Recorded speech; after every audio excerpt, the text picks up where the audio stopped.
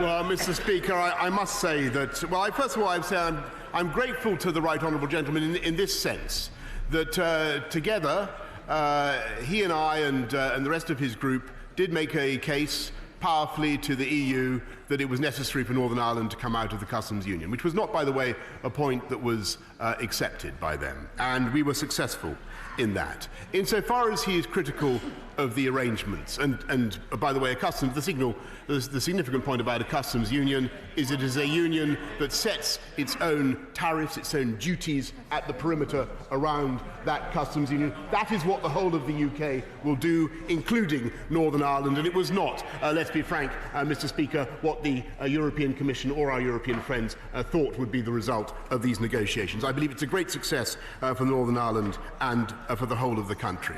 And the arrangements that have made that possible, of course, are temporary, and they are determined by consent.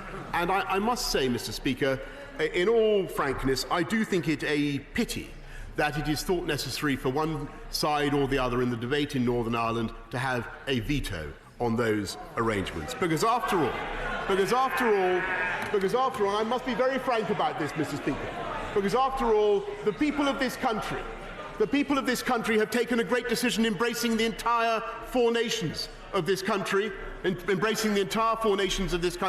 by a simple majority vote that went 52-48, which we are honouring now. And I think that principle should be applied elsewhere. And I see no reason why it should not be applied in Northern Ireland as well. And it is in full compatibility, Mr. Speaker, with the Good Friday Agreement. Philip Hammond. Mr. Speaker, before I decide whether to jump on the Prime Minister's bus, I'd like to be just a little clearer about the destination. I'd like to be reassured that it remains the deep and special partnership with the European Union that we promised the British people in our 2017 election manifesto.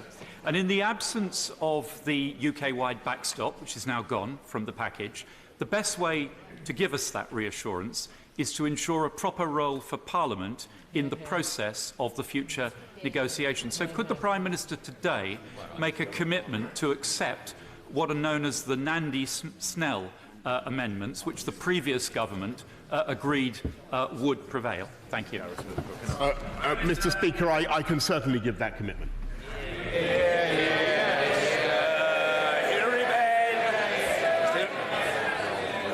Thank you very much, Mr. Speaker. This agreement will maintain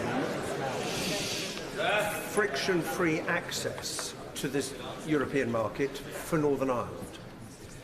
Can the Prime Minister therefore explain why he is so determined to deny that exact same benefit to the rest of the United Kingdom? Because I say to him that if he presses on with that path, he will not heal the rift to which he referred a moment ago.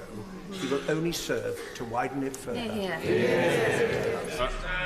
Mr. Speaker, the right honourable gentleman, whom I have a high regard, is, I think, one of those who believes that we should delay further in the EU. I don't believe that. I think we should come out as one UK, and I think there's a very important difference between Northern Ireland and the other constituent parts of the UK, and that was evident. It's evident in the Good Friday Agreement. It's evident in the need to treat that particular land border with a great deal of sensitivity and respect, and that is, I think, something that is agreed on all sides of this House, and I think is appreciated by the right honourable gentleman himself. Sir William Cash. Speaker, will my right honourable friend personally guarantee that in the bill, the withdrawal bill, there will be a guarantee to protect in practice our parliamentary sovereignty, and furthermore that in relation to the withdrawal agreement, that there will be provision to protect the United Kingdom from any harmful matters relating to our vital national interests under a parliamentary system which will guarantee that this House will decide if there are any situations where we need to prevent EU laws from being harmful to those vital national interests during the course of the future arrangements that have been put in place. Mr. Speaker, the right honourable gentleman has campaigned on this matter for many, many years, and indeed there is a sense in which this occasion today is a colossal vindication of his parliamentary career, in the sense that he has long campaigned for us to come out of the EU. He raises a particular and important point about our ability to protect this country from injurious or vexatious legislation coming from the EU during the period of the IP, and I can certainly give him the assurance that we will have such protection. Eagle. Thank you, Mr. Speaker. The Prime Minister's predecessor said in this place that no British Prime Minister could ever accept a deal that put a border down the Irish Sea. The Prime Minister himself went to the DUP conference not long ago and said the same thing to them. He has now agreed a deal which puts a border down the Irish Sea. So can the Prime Minister tell this House why on earth anyone in the country, let alone anyone in this place, will ever believe a reassurance that he ever gives, ever again? I'm afraid, Mr. Speaker, I'm afraid that the right honourable lady is simply wrong. There will be no border down the Irish Sea. There are already checks for epidemiological purposes. There will be some customs checks, yes, but of course what we are trying to do is to avoid. But there will be no, Mr. Speaker, there will be no tariffs. There will be a single united customs union between all four nations of the UK, as she would expect. And that is what we have delivered, and we have delivered it, by the way, in defiance of the scepticism and the negativity of the party opposite, who continually said that it couldn't be done, and said that it was absolutely essential for Northern Ireland to remain in the customs union of the EU. We have solved the problem, and we have taken Northern Ireland out. Damien Green. Mr. Speaker, there are many of us who don't often feature at the noisy ends of the debate, who campaigned hard for Remain, but who accept the result of the referendum because we are above all Democrats. Many of us have said things like, we will do anything to avoid no deal. Does the Prime Minister agree with me that today is the day actually to make those words mean something and vote for a deal? Well, can I thank my right honourable friend who has done much to bring our party and indeed the House together on this matter, and I couldn't agree with him more fervently. I really do think this is the day for everybody to put aside their differences, get this thing done. Our voters, the country, are looking at us. They expect us to deliver it. Let's do it today. Rachel Maskell. Thank you, Mr. Speaker. The democratic consent process doesn't remove the border down the Irish Sea. It simply moves the risk from determining the future of the border from Westminster to Stormont. So why does he believe that the deal will accord with the consensus built in the Good Friday Agreement? Mr. Speaker, the deal is in perfect conformity with the Good Friday Agreement, and it is open to the people of Northern Ireland to vary the arrangements that I've described if they so choose. Sir Patrick McLaughlin. Was not the right honourable gentleman, the Leader of the Opposition, right on the 22nd of February 2016 when he said that we welcome the fact that the hands of the people will now decide whether we remain in the European Union or not? Did they not come to a conclusion on that? He was right then. Shouldn't we now carry out that instruction? Yeah. Well, Mr. Speaker, I do think that the better angels of the right honourable gentleman's nature may still agree with that position. But my impression is that he has been in some way captured by those who wish now to, and is held hostage by those who now wish to convert the Labour Party into the party of revoke, of dither, a delay, a second referendum, more turmoil, more uncertainty, by the way, for business for years to come. Is Savile Roberts? The Prime Minister asks us with passionate words to vote for his deal with our hearts. But my head can't get around the fact that we're being asked to accept his words in trusting ignorance of their full implications. And my heart tells me that the people of Wales will never be well served by his government. We're only ever an afterthought for this Prime Minister. Mr. Speaker, he has refused to share the impact assessments, and he only revealed this 535-page legal text today for us to comprehend. How could Plaid Cymru ever support his billionaire's Brexit? Mr. Speaker, it seems to me that the Right Honourable Lady may conceivably have made up her mind about the 535 pages that she has in her hand before she'd perhaps scrutinised every word of the text. But I would gently remind her of what she and I both know, and I'm a fan of the Right Honourable Lady. What she and I both know is that Wales voted to leave, and I think she should respect that. Caroline Noakes. Thank you, Mr. Speaker. 12 minutes into his statement, the Prime Minister spoke of the importance of this place in the future negotiations. Can he please reassure me, therefore, that today sees the end of the campaign to portray it as Parliament against the people, and today we accept that it is Parliament working on behalf of people? I thank my right honourable friend for her point, and I think she is absolutely right. This is the moment for Parliament and people to yoke hands, yoke arms, come together and get this thing done. That's what I... Kate Hoey. Thank you, Mr. Speaker. The Prime Minister has said very clearly that he wants to see a free trade deal by the end of 2020 for the whole of the United Kingdom. Will the Prime Minister then tell us very clearly that when that day comes, the protocol on Northern Ireland will be automatically changed, and Northern Ireland will then be part of a fully free trade deal with everything the same as the rest of the United Kingdom?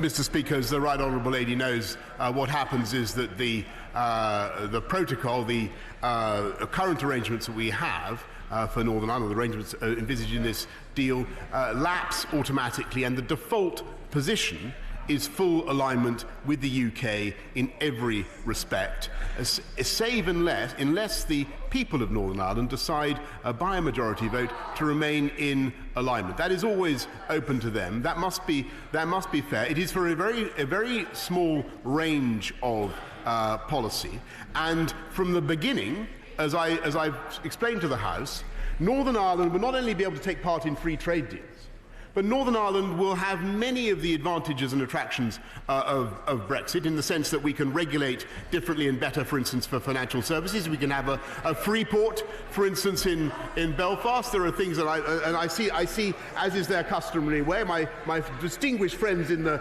Democratic Unionist Party accepting this good news. There are many advantages to be had. And yes, on her point, there is the prospect of a free trade agreement between us and the EU, under which these arrangements would eventually be superseded, because we would enter into free trade, as the Right Honourable Gentleman, the Father of the House, first indicated, a zero tariff, zero quota arrangement, under which the current arrangements would be obviated. Dr. Greg Clark. Thank you, Mr. Speaker. Will my right honourable friends give a commitment, in law if necessary, that workers' rights in this country will never be inferior to those of the European Union? Mr. Speaker, yes, I certainly can. Chris Leslie. Mr. Speaker, honourable members are going to be promised. Mr. Speaker, honourable members are obviously going to be promised everything today by the Prime Minister. They should take it with a pinch of salt. But I have to tell the Prime Minister, it speaks volumes that he and the Chancellor have refused to publish a fresh economic impact assessment of his proposal today. But I think the Chancellor has said, well, one was produced last year, in November 2018, by his predecessor, where, on the basis of an average free trade agreement, it would see the British economy lag by 5% of GDP. So can he at least give us the courtesy at the dispatch box now of saying that that model, that average free trade agreement, down 5%, is the expectation we could have of his plan? No, Mr. Speaker, it certainly is not. Chris Grayling. Thank you, Mr. Speaker. My right honourable friend will remember from the referendum the strength of feeling that he and I experienced in some of our most deprived communities about Brexit. Could he gently explain to the Leader of the Opposition the sense of betrayal that will be felt in those communities if we do not now deliver Brexit? Mr. Speaker, my right honourable friend is completely correct in what he says, and I think that it is a feeling that is well known to members on the other side of the House and well known on our benches as well. The people of this country, wherever they come from, are coming together now in a desire to get Brexit done, and I hope that this House will today reflect that will. Anna Cherry. Thank you, Mr. Speaker. At present, the United Kingdom consists of England, Wales, Northern Ireland and Scotland. In both Northern Ireland and Scotland, there's no mandate for Brexit. The deal we're being asked to vote for today gives Northern Ireland a deal which keeps it close to the single market and the customs union, subject to its consent. Can he explain to me and my constituents in what way it strengthens the union of the United Kingdom for Scotland alone to have foisted upon it a Brexit it didn't vote for?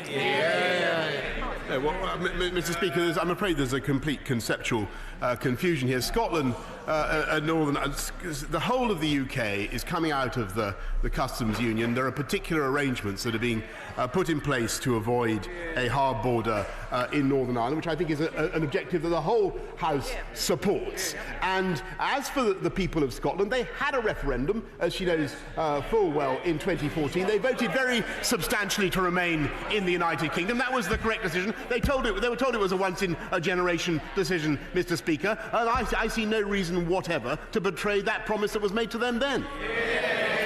Justine Greening. Thank you, Mr. Speaker. The Prime Minister, I think, has said he now wants to speak for the 52% and the 48%.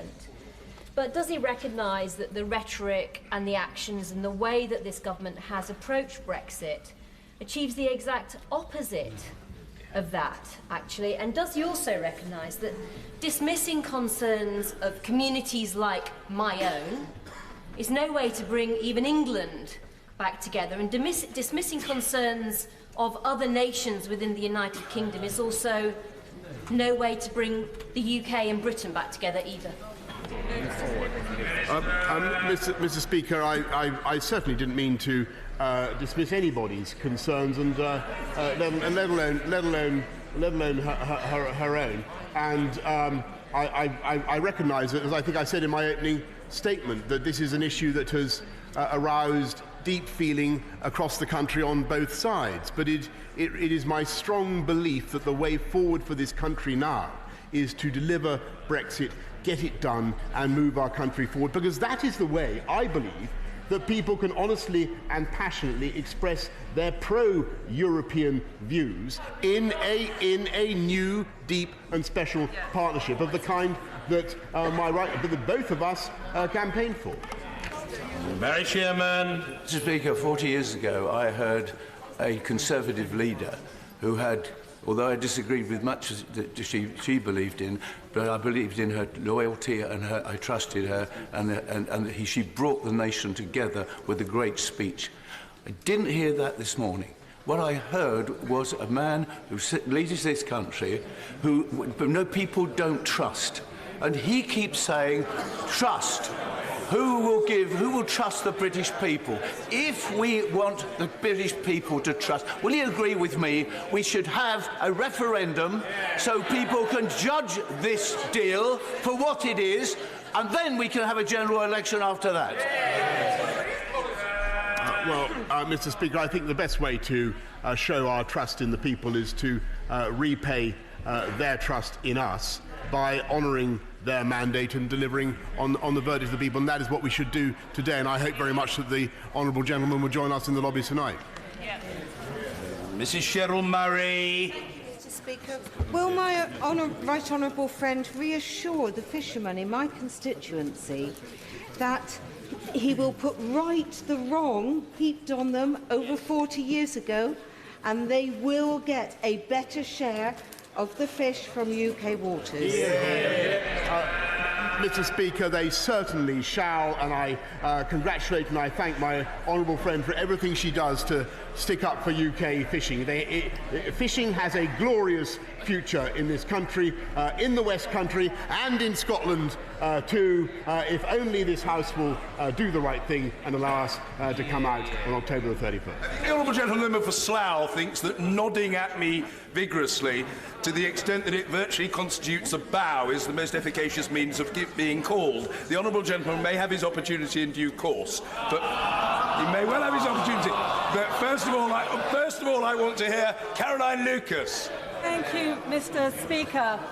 How can this House have any confidence in the Prime Minister's claims that he doesn't want to lower standards when his own deal precisely moves the so-called level playing field from the binding withdrawal agreement into the non-binding political declaration?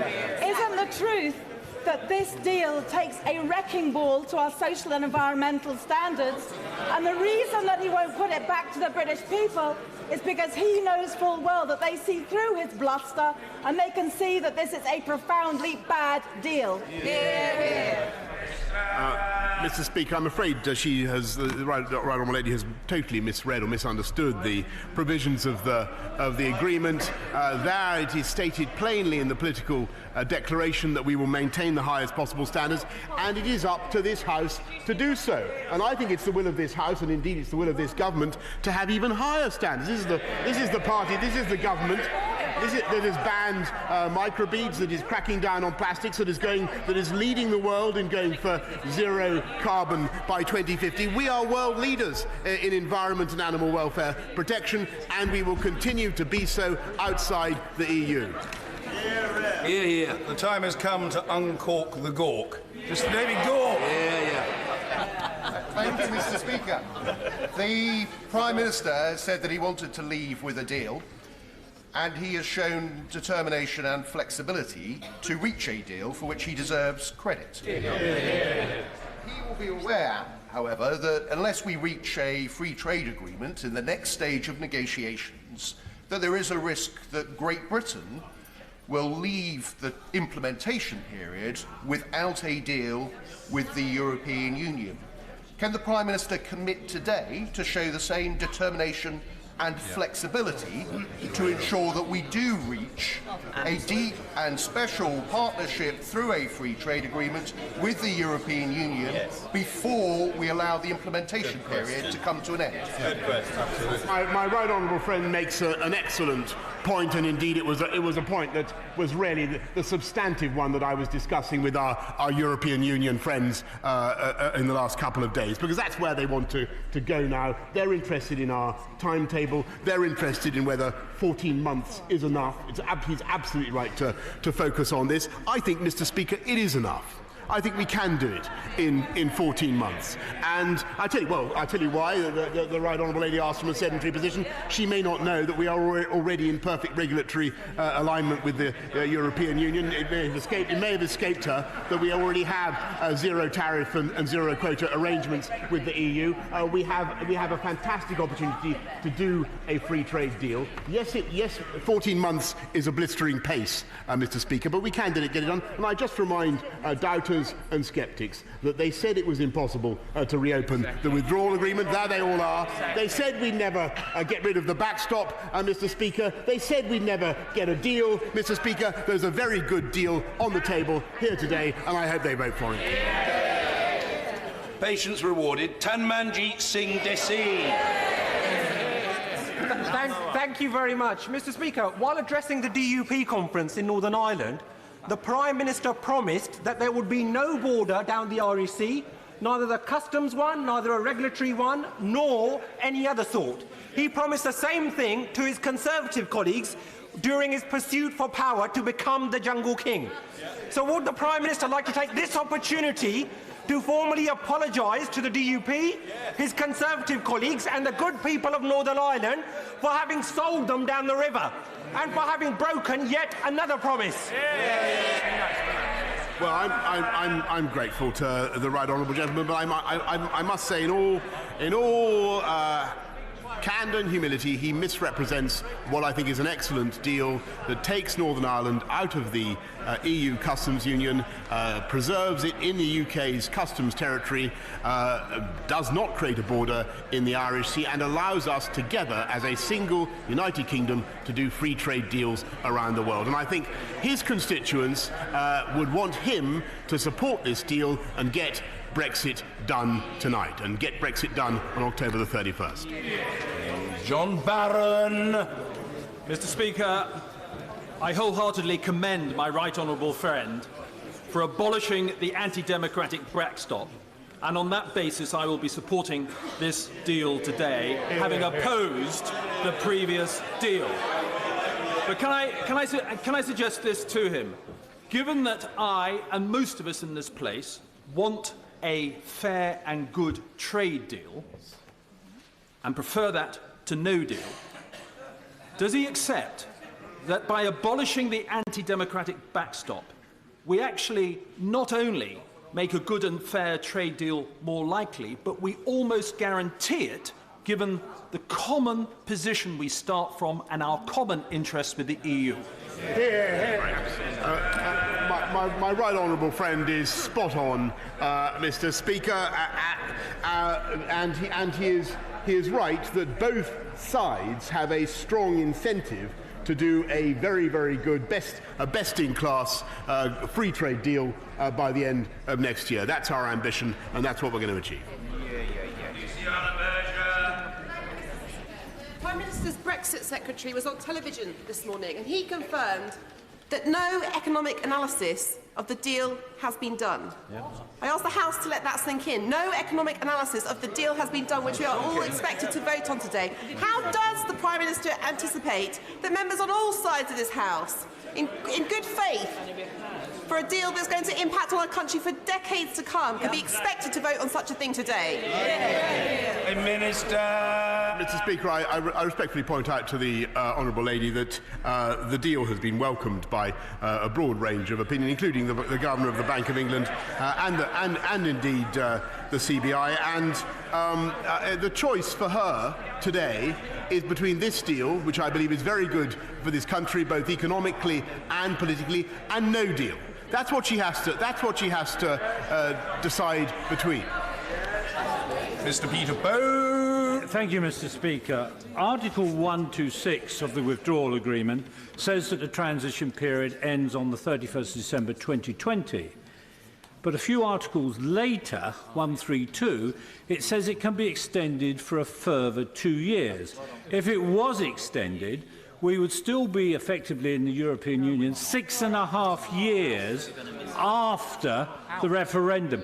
Could the Prime Minister say that while he is Prime Minister, he would not consider extending past the 31st December 2020? My honourable friend chose his customary sagacity and grip on detail. He's absolutely right about Article 126, but of course that article provides for the UK and the EU to decide that matter by a joint committee, and the UK would therefore have a discretionary veto in that matter. And I can tell him now, I certainly would not want to extend beyond the end of next year, nor do I see any reason for delay, as indeed nor do I see any reason or excuse for delay beyond October the 31st. McFadden. There is a philosophical problem at the core of the Prime Minister's argument today. He is promising his colleagues, particularly his most ardent Brexit-supporting colleagues, that the proposals before us offer a pathway to the deregulated future of which they have always dreamed. And at the same time, he is saying to Labour colleagues that he now has a newfound love for all the European workers' rights, that he built a journalistic career slagging off in the strongest... Both of these things cannot be true. So which one is? Prime Minister. Mr. Speaker, well, he's right in what he says, because, of course, the first few things he said were wholly incorrect. There will be a high standard maintained, the very highest standards maintained for workers' rights and environmental protection, and if he isn't content with that, then of course it is open to him as a member of this House, as I have said, to take part in the setting of the mandate for the future partnership and to engage, as all parliamentarians are invited to engage, in drawing up the terms of our future partnership, and I hope he takes up that offer. Mr. Richard Drax. Mr. Speaker, as I understand it, the £39 billion for an FTA is based on EU alignment. Can my right honourable friend confirm and reassure me that that will not affect or restrict UK tax, foreign or defence policies? I can certainly give my honourable friend that assurance. Lady Herman. Thank you very much indeed, Mr. Speaker. The Prime Minister will be well aware of the considerable anxiety and indeed anger caused to the unionist community in Northern Ireland since the publication of his Brexit deal. I would like the Prime Minister to take this opportunity, since he has not bothered until now to reach out and reassure the unionist community. I would like him to take this opportunity publicly to reassure the people in Northern Ireland that there is nothing in his deal which undermines the constitutional status of Northern Ireland as guaranteed by the Belfast Good Friday Agreement and the consent principle. I pay tribute to the Taoiseach, Leo Varadkar, who has made a very, very solemn explanation and commitment about his commitment to the constitutional status of Northern Ireland. But as a unionist, I need to hear a British Prime Minister making that commitment to the unionist community. Prime Minister. Of course, Mr. Speaker, and I'm grateful to the right honourable lady, and I wish to reassure her that I make an absolute commitment to the constitutional status of Northern Ireland, which is inviolable and intact. And it may be that she hasn't seen the statement from Lord Trimble, who said of the change in the agreement that we have secured. Whilst previously the people of Northern Ireland were to have an agreement imposed on them, now we have a mechanism for the consent of the people of Northern Ireland, and that is fully in accordance with the Good Friday Agreement. Alistair Burt. Thank you, Mr. Speaker. My right honourable friend is right to characterise the political participation of the UK in the EU too often as uncertain. And it's one of the great regrets of my time here that what he says is true, and we'll never know, in a way, what the EU might have looked like if the United Kingdom had been a full partner. But if a new relationship with us outside the EU, for which I will be voting today, is to be a success, not only for the trade negotiations but for the diplomatic links, does he agree with me, as they read our newspapers and they know what we say, that the relentless, persistent and too often 1940s anti-EU rhetoric must come to an end, no ifs and no buts? Prime Minister. I think, Mr. Speaker, he's absolutely right, and that it's time this country moved on. But I may say that the best way that he can show his support tonight for this deal would be to gently to suggest that his right honourable friend, the member for West Dorset, that we remove the amendment currently standing in his name, because that is, I'm afraid, an impediment to such a verdict tonight. Alison Thewlis. Thank you, Mr. Speaker. Mr. Speaker, 71% in my constituency voted to remain. The world-class researchers doing world-class and life-saving research in universities in Glasgow are not half-hearted Europeans. The children at Pollockshield's primary and Erasmus Plus programmes are not half-hearted Europeans. And those citizens completing European Social Fund-funded projects in Glasgow are not half-hearted Europeans either. Would he not agree with me now that the only way for the people in my constituency to be full members of the European Union and retain that citizenship is for Scotland to be an independent country? I think she's making a very important point, because people feel very strongly about this matter, and they also feel very differently about it. And I think what we have today is an opportunity to take the country forward with a new relationship that allows people who feel wholeheartedly passionate about Europe to express those feelings. And yes, students, professors, academics, artists, creators of all kinds will be able to share their enthusiasms with their friends across the EU under this deal. That is absolutely vital, and it is part of our ambition for the UK and for Europe. James Brokenshire. Mr. Speaker, I support my right honourable friend in securing this deal, but he will acknowledge the concerns that have been expressed in relation to Northern Ireland, in addition to his commitments that he has given, especially over the Belfast Good Friday Agreement.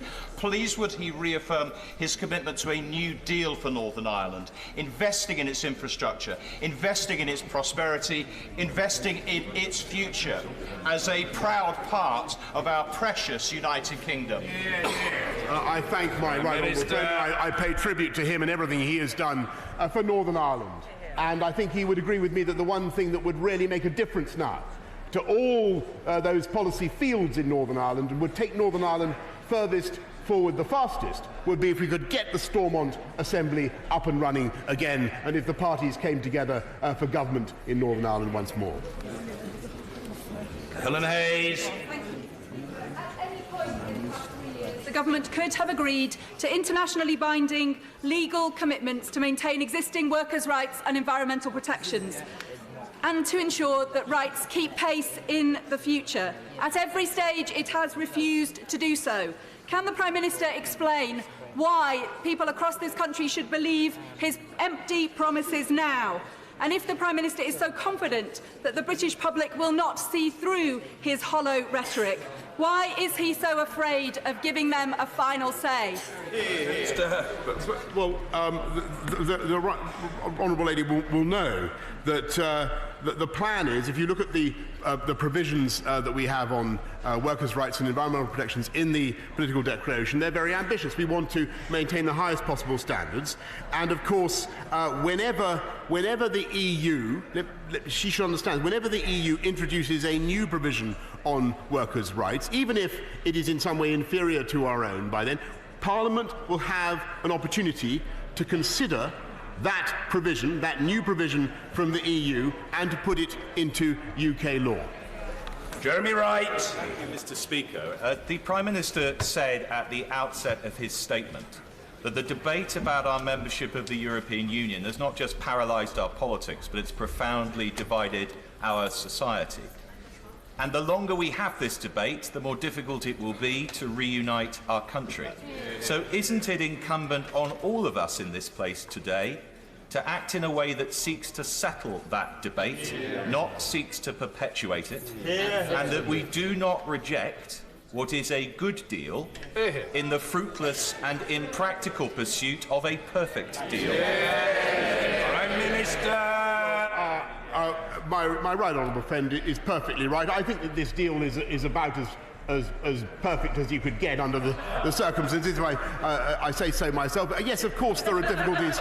There are difficulties with it, and I accept that people do have objections to the current arrangements. And all I can say is that those arrangements are there expressly by consent. They are time limited, and we will go forward with a new, deep and special partnership with our European Union friends that will supersede those arrangements. So I think we should be very proud of the deal that we've got today. Let's knock it through, if we possibly can, tonight. Tom Brake. Would the Prime Minister agree to pass an act which would make it unlawful for us to leave at the end of the transition phase without a deal? Prime Minister. Mr. Speaker, if I may say so respectfully, I do not believe that such acts have been necessarily conducive to a stable negotiating position. I think that and by the way, I haven't done enough in this statement, Mr. Speaker, to thank my team and the teams in the Foreign Office and DEXU in all the departments of state, the Chancellor of the Duchy of Lancaster, and many others who've worked to make David Frost and many others who've worked to make this deal happen. I want to thank them very much for what they've done. And I don't think their position has been made easier, if I may respectfully say to the Right Honourable Gentleman, by measures that have been passed in the name of the Right Honourable Gentleman opposite. Not a good idea. David Topcat Davis. Thank you, Mr. Speaker. The people of Wales, Mr. Speaker, voted to leave, but many had concerns about a no-deal Brexit. Can I thank the Prime Minister for coming forward with a deal that respects the result in Wales, delivers on the concerns of those who didn't want a hard Brexit, as Welsh would say, Mahin Bryd Diolch yn fawr. Prime Minister. Diolch yn fawr, Mr. Speaker, I think is all. I'm grateful to the Right Honourable Gentleman, and he speaks for Wales as ever. I think it's a great deal for England, it's a great deal for Scotland, it's a great deal for Wales and Northern Ireland, Mr. Speaker. The Honourable Gentleman, the member for Perth and North Perthshire, can now cheer up, because he's going to be heard. Mr. Pete Wishart! Listen, a cheery disposition, Mr. Speaker, that Scotland says we reject this order. But I want to hear the order. I want to hear the Honourable Gentleman, and I couldn't do so. I want to hear his dulcet tones.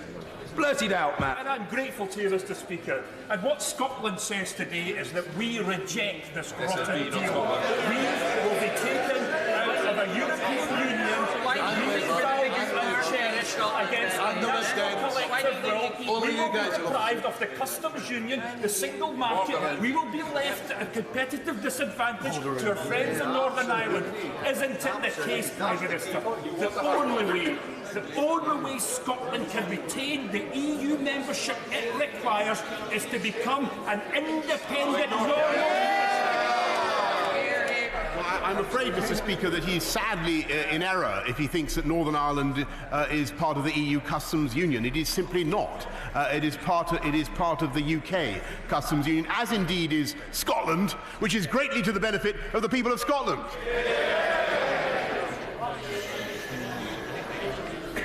Nigel Evans. Thank you, Mr. Speaker. The Ribble Valley voted 57% to leave. Every constituency in Lancashire, whether they are held by Labour MPs or Conservative MPs, voted to leave the European Union in 2016. What message would you have to the MPs representing Leave constituencies? How should they vote tonight?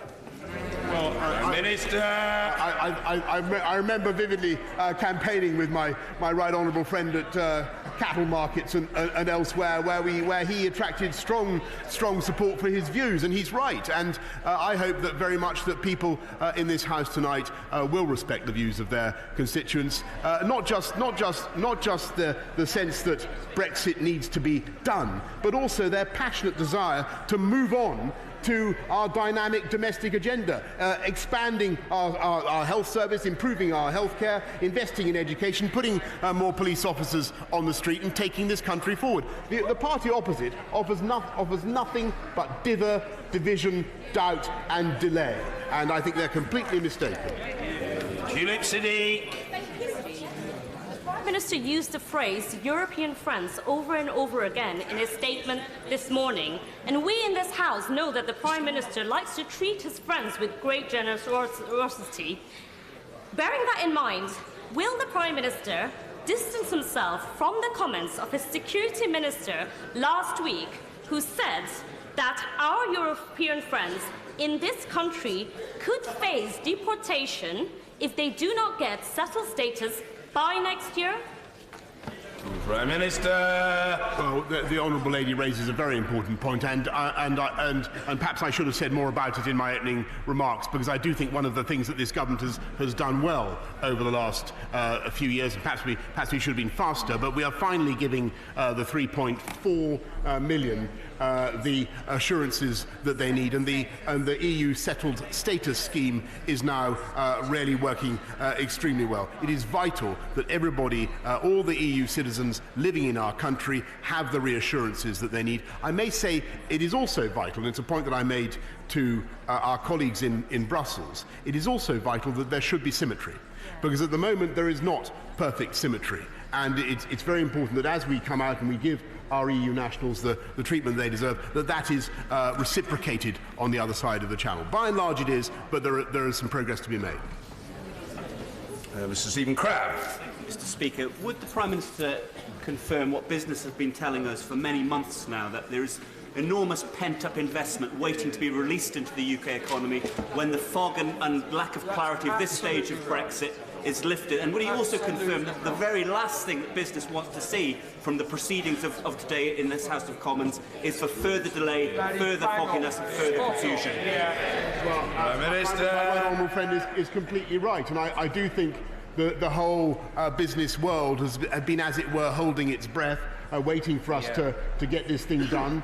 There is massive confidence and excitement about this country and its future, and they want to invest. Let's give them an opportunity to do it in the course of the next few weeks and months. Might I agree with the Right Honourable Gentleman's sentiments, the Right Honourable Gentleman from Ashford? And would he not agree that one of the confusions that we face in the House, but more so in the country, is that some, not all, of those who wish to remain often appear in Brexit clothing, and that today there is a motion on the order paper for those of us who want to deliver on the promise in the referendum, and there is only one vote necessary. Mr. Speaker, I think that the Right Honourable Gentleman has spoken with his customary honesty and insight in this matter, and I think that it would be a good thing if this House had an ability to have what I think was promised to the House and to the country, and that is to have a meaningful vote tonight. My fear is that the vote that we have will not prove to be meaningful, and I think, given the solemnity of this occasion, that would be a great pity. In the name of breadth and equality, having called Mr. Stephen Crabb, I now call Mr. Marcus Fish. The union is of massive importance to many in this House. Will my right honourable friend commit to mitigate, to subsidise and defray the costs of any new arrangements for customs within Northern Ireland? Prime Minister. Yes, Mr. Speaker. Not only that, but if he studies the agreement, he will see that it is open to the UK authorities to give support of any kind where necessary to alleviate any impacts that there may be from the arrangements that we will put in place, whatever the implications may be for state aids. Mr. Stephen Timms. Understand the worries of manufacturers about new rules of origin checks and other red tape that his deal would impose upon them, and the fears of Make UK that reassurances in the deal negotiated by his predecessor have been dropped from his deal. The reason I'm not worried about that, Mr. Speaker, is there are no new rules of origins checks, and this is a deal that I hope he will get behind and support, because it represents stability and certainty for business. Kirsten Hare. There are other voices from Scotland that are asking Scottish MPs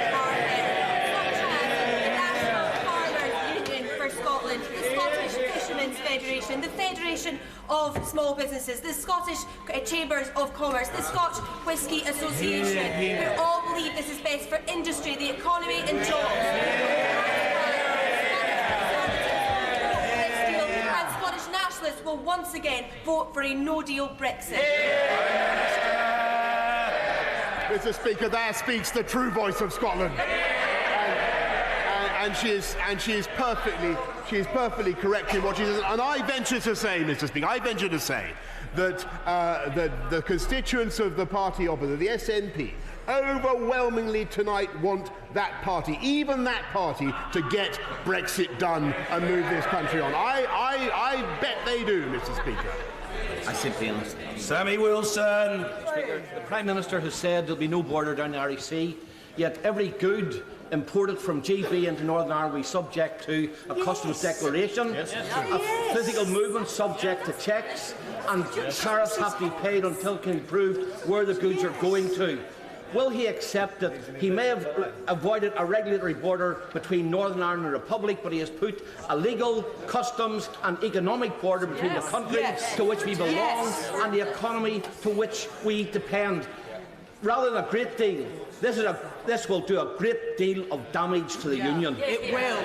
Mr. Speaker, on the contrary, Mr. Speaker, what this does is protects Northern Ireland by extracting Northern Ireland whole and entire from the EU customs union, allows Northern Ireland to join the whole of the UK in setting our own tariffs, and insofar as there may be checks at a few places in Northern Ireland, physical checks would only involve 1% of the goods coming in, and if that is too much of a burden, then it is open to the people of Northern Ireland by a majority to decide that they no longer wish to participate in those arrangements. It is being done by consent. It is a very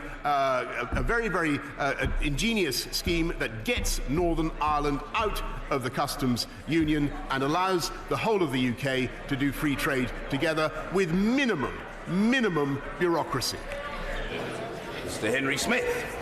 Mr. Speaker, the British people are watching this place very carefully, and history is recording what we say.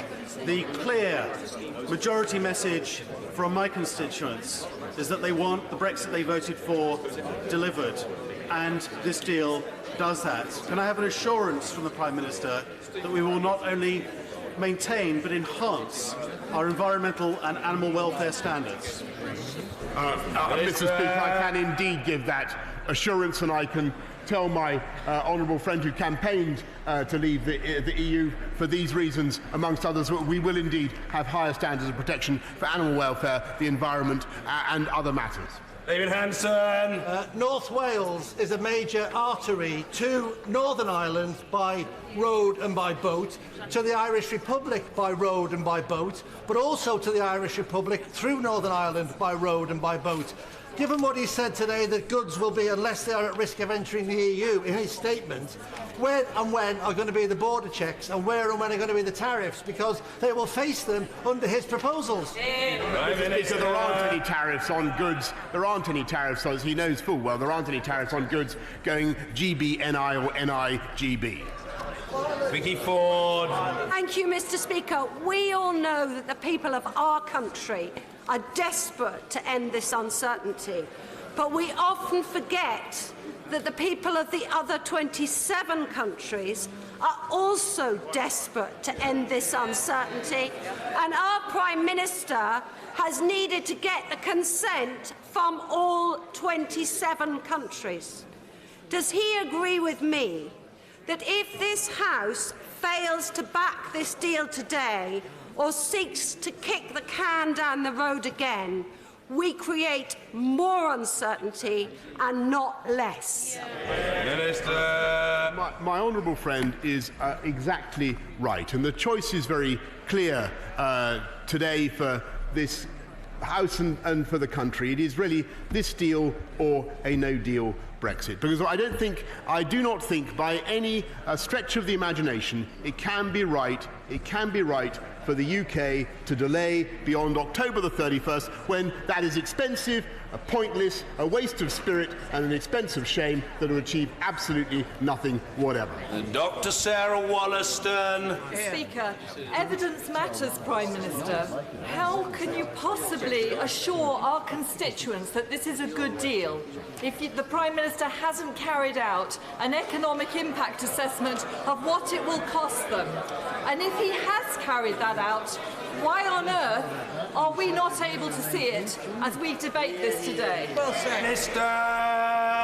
Mr. Speaker, well, I'm grateful to the Honourable Lady, but I direct her really to the answers I've already given on this point. Many business groups have already come out in support of this deal because it gives certainty and stability and allows the country to move on. And as my right honourable friend said just now, I think it will unleash a great deal of investment in the UK. Brian.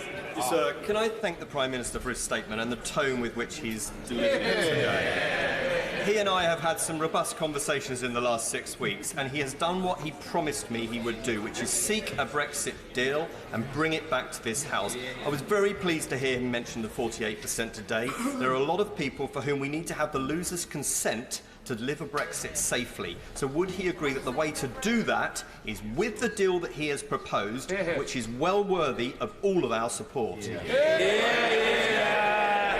Well, Mr. Speaker, the support of my honourable friend means a great deal to me, because he and I did have long conversations about this, and I did my best to convince him that I was in earnest in seeking a deal. I truly was, and I'm very pleased with the result that we have secured, and I'm delighted that he will feel able to support it tonight. But I'm get back to the key point. It does give people who love Europe in the broadest possible way a real chance to move forward and work with us to develop a new partnership with our European friends. That is the opportunity. Everything else is stasis and division. This is the way forward. Mr. Speaker, the honourable member for Basildon and Billericay said yesterday, I am doing my best to persuade colleagues who, like me, voted 3 times against the last Prime Minister's deal to look at this in a favourable light, provided that we can get the assurance, and I have been given it so far, by people like the Chancellor of the Duchy of Lancaster and the Foreign Secretary, that if our trade talks fail in December 2020, we will leave on no-deal terms. Mr. Speaker, have members of the Prime Minister's Cabinet given those assurances? And if, indeed, no deal is therefore not being ruled out by supporting the Prime Minister today, why won't he tell the country the truth? Mr. Speaker, my right honourable friend, the member for Billericay, has made it very clear in the House just now, if she was listening, that he wants and will work for a great new free trade agreement, and that is indeed what we will do. And may I respectfully say to her, as I say to all honourable friends and members, that if they wish to avoid a no-deal outcome, the single best thing we can all do is vote for this deal tonight. Thank you, Mr. Speaker. I strongly support this deal, but is it not the case that in the issue of workers' rights, that whatever government, we will be able to, in this Parliament, strengthen workers' rights without recourse to an external authority? And is it also not the case that the billions of pounds that we save from leaving the European Union, we will be able to spend on public services and cutting the cost of living for ordinary folk across our country? Prime Minister. Mr. Speaker, that voice of Harlow is completely right, and we will be able to get on, by the way, with investing in hospitals in his area. Yes, of course, it is open to this House and to this country to strengthen workers' rights beyond the standards in the EU. But as I said to the honourable lady who spoke a moment ago, every new regulation or directive that comes from Brussels in this matter will of course be capable of being scrutinised by this House, and this House will be able to decide whether or not it is right to implement it in UK law. And it seems to me you can't say fairer than that. We can go further than them, but we can also track them if we choose. Sir Vincent Cable. Following the earlier question for the member from South Hants, the Prime Minister will know there's a great deal of anxiety in the business community that it faces a cliff edge at the end of next year. Can you reiterate what seemed to be his assurance that the transition will be extended until his free trade agreement has been concluded? Mr. Speaker, I think that if he's worried about a cliff edge, and I'm not, frankly, as worried as he is, but I think we'll do a great free trade deal by then, the best thing he can do, and I hope I'm looking at him carefully to see whether he might have this in his heart, is to vote for this deal tonight. He says he's opposed to a no-deal Brexit, Mr. Speaker. This is the way to avoid it. I'm sorry to disappoint remaining honourable and right honourable members, but having now called no fewer than 55 backbenchers, I judge that it is time to proceed to the debate on the motions. We come now, colleagues, to motion number 1, with which we will debate, as I indicated earlier, motion number 2. I remind the House that I have selected Amendment A in the name of the Right Honourable Gentleman, the member for West Dorset. To move the motion, I call the Secretary of State for exiting the European Union, Secretary of State Steve Barclay. Thank you, Mr. Speaker. I move the motion in the name of my right honourable friend, the Prime Minister. Today is the time for this House to come together and move forward. Someone who previously did that, and who many members of the House will still remember, was the former Secretary of State for Northern Ireland, Mo Mowlam. Her biography was called Momentum. In the days before it was a faction forcing out its own colleagues. And after 1,213 days and frequent debates in this chamber. Order. I understand that passions are inflamed, but I do appeal to colleagues to weigh their words and to try to preserve the principle of political difference, personal amiability. The Secretary of State. Thank you, Mr. Speaker. Now, that spirit of bringing me together was what I was seeking to pay tribute to. And after 1,213 days and frequent debates in this chamber, now is the time for this House to move forward. Another pivotal figure in bringing different views together was Lord Trimble, who won the Nobel Peace Prize for his contribution to the Good Friday Agreement. He has made clear his support for this deal, confirming it is fully in accordance with the spirit of that agreement. The people of Northern Ireland will be granted consent over their future as a result of the deal the Prime Minister has negotiated. Mr. Speaker, this deal also delivers on the referendum in a way that protects all parts of our union against those who would seek to use division and delay to break it up, in particular on the benches of the SNP. And as such, it is a vote that honours not one but two referendums in protecting both our democratic vote but also our United Kingdom. This House called for a meaningful vote. Yet today, some who champion that now suggest it should delay longer still. Now, I respect the intention of my right honourable friend, the member for West Dorset, who indeed is someone who has supported the vote 3 times and has indicated his support today.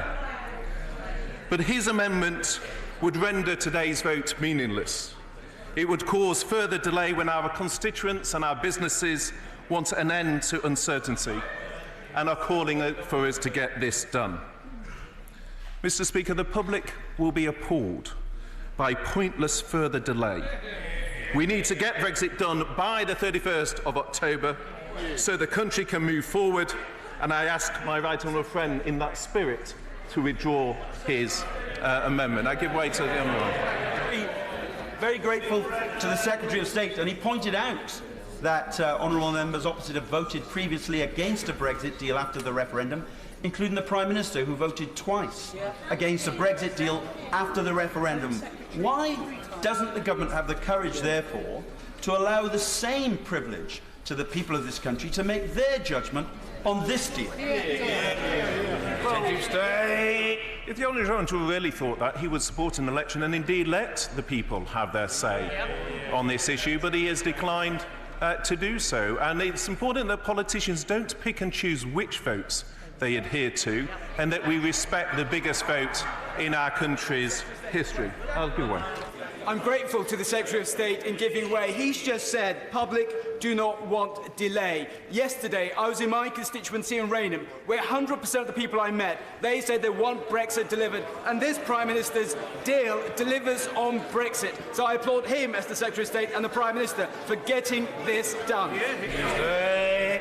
Well, I very much agree with my honourable friend who speaks not just for his country, constituents, but for those up and down the country, and indeed businesses up and down the country who indeed want to see Brexit go. Now, you wait for the former leader of the House. I'm grateful to my right honourable friend giving way. Can I just say to him, I wonder if he agrees with me, for those who call now for a second referendum, having denied the result of the first referendum, how can the British people ever trust us to then follow through on a second referendum? Well, I very much agree with my right honourable friend, and indeed some of those voices do not trust just one referendum, they distrust two, and now want a third referendum on which to campaign. I give way to the honourable lady. It was you, Sylvia. The gentleman for giving way. He will know that many of us have long campaigned to leave the European Union. Will he tell me now why there is not in this agreement the opportunity for the people of Northern Ireland to opt in and consent to what has been decided? That would have made a crucial difference to how people in Northern Ireland on the pro-union side who feel genuinely, like myself, that somehow the United Kingdom government is letting down and giving in to others than the British government. Well, as the honourable lady should know, the unilateral declaration published with the documentations on both the withdrawal agreement and the political declaration does indeed allow for a consent mechanism in Northern Ireland for the Assembly. And as the Prime Minister set out in his statement, it is right when the decision on which we meet today is based on a majority across the United Kingdom, that indeed the Assembly reaches a decision on that basis without one community having power of veto over the other. I give way to the honourable lady. Thank you, Mr. Speaker. I'm very grateful to the Secretary of State for taking my intervention. The Secretary of State has followed the example of the Prime Minister in quoting David Trimble. I pay tribute to David Trimble as a great leader of the Ulster Unionist Party, a great leader of the Ulster Unionist Party. He now sits as a Tory member of the other place. I asked the Prime Minister, and I'm asking the Secretary of State, for a clear guarantee that there is nothing in this deal, this new Brexit deal, which undermines or weakens the constitutional status of Northern Ireland as guaranteed in the Belfast Good Friday Agreement and the consent principle. Do not quote Lord Trimble to me. Give me a clear commitment. Well, I refer the honourable lady to the letter that the Prime Minister set out to President Juncker on the 2nd of October, where the first commitment within that letter was the Prime Minister and this government's absolute commitment to the Belfast Good Friday Agreement. And that is a commitment we share not just within the United Kingdom, but also with our friends in the Irish government as well. And that is why we have shown flexibility in the arrangements, some of those arrangements which indeed have caused difficulty to some colleagues in the House, in order for us to address the concerns there were, particularly in the nationalist community, around what impact there may be on the Belfast Good Friday Agreement. Of course, I can wait to the honourable. I'm very grateful to the Secretary of State for giving way. On the opt-in point that the honourable lady from Vauxhall referred to, that was in the letter that the Prime Minister sent to Jean-Claude Juncker, which was abandoned. It was actually in only just 2 weeks ago, so that's where it came from. The Prime Minister and others seemed a bit bemused, but that was an opt-in. And secondly, he now says about it has to be by majority vote.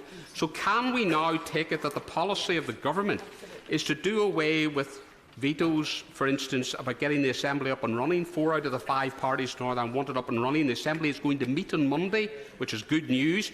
So that veto no longer applies. I see the Prime Minister nodding, and I'm grateful for that. That's a very big breakthrough in Northern Ireland.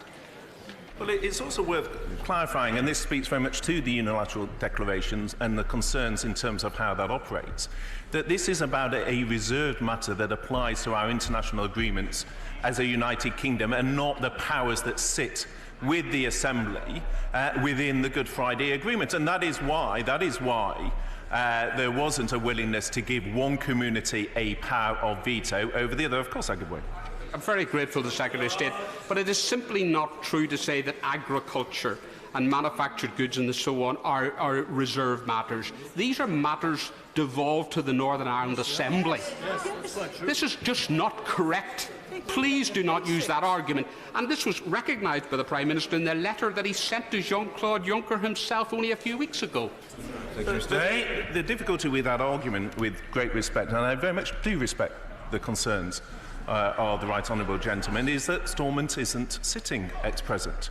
And that is why we have the mechanism that's set out further within the Unilateral Declaration as to if Stormont isn't sitting, as to how that will be addressed. I promise to give way to my honourable friend. Thank you. Well, thank you.